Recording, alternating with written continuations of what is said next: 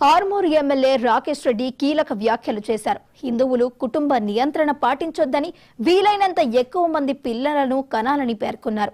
మన ధర్మాన్ని కాపాడుకోవాలంటే మన సంఖ్య పెరగాలని అన్నారు. హిందువులు ఐక్యంగా ఉంటేనే దేశం భద్రతగా ఉంటుందని తెలిపారు. దేశం ధర్మం లేకుంటే భవిష్యత్తు లేదని రాకేష్ రెడ్డి వ్యాఖ్యానించారు.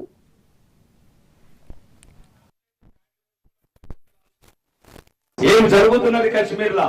హిందువైతే దాలు దంపిరు, ఇంకెందుకు కులపిచ్చి చూసిండ్రా? కమరోళ్ళు, కుమరోళ్ళు, అడ్డోళ్ళు, కాపోళ్ళు, మంగళోళ్ళని అడిగినరా? ఇటు తమిళోడా, ఇటు మహారాష్ట్రోడా, ఇటు భాష తెలుగుతుందా అడిగిండా? హిందువైతే దాలు. కాబట్టి మీరు ఏదైతే జీవితాంతం కష్టపడి కడుపులా కనుక్కున్న పిల్లలు అన్నిటికీ అదే చెప్తున్నాడు వేదిక ద్వారా. దయచేసి మా సోదరులు, మహిళలు అందరు ఉన్నారు కాబట్టి ఈ ఫ్యామిలీ ప్లానింగ్ అనేది తీసేయమంటున్నాం. మొత్తం హిందువులు ఫ్యామిలీ ప్లానింగ్ కడుపు నిండా కనుకోరు పిల్లలు. నా వాళ్ళ గురించి మాట్లాడాలి కదా. నేను పుట్టినే హిందువుగా, పెరిగినే హిందువుగా. నువ్వు ఎట్లయితే నీ ముస్లింస్ మాట్లాడుకుంటున్నావు, నువ్వైతే నీ క్రిస్టియన్లకి ఎట్లా మాట్లాడుకుంటున్నావు, ఎట్లయితే ప్యాంట్లు చూసుకుంటా బుల్లెట్తో కాలుస్తున్నారు, మాకు లేదా? మాకు రక్తం మరగదా? మాకు దుఃఖం రాదా?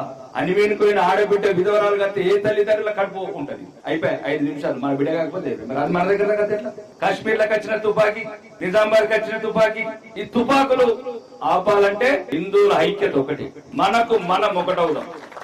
ఏం జరుగుతున్నది కాశ్మీర్?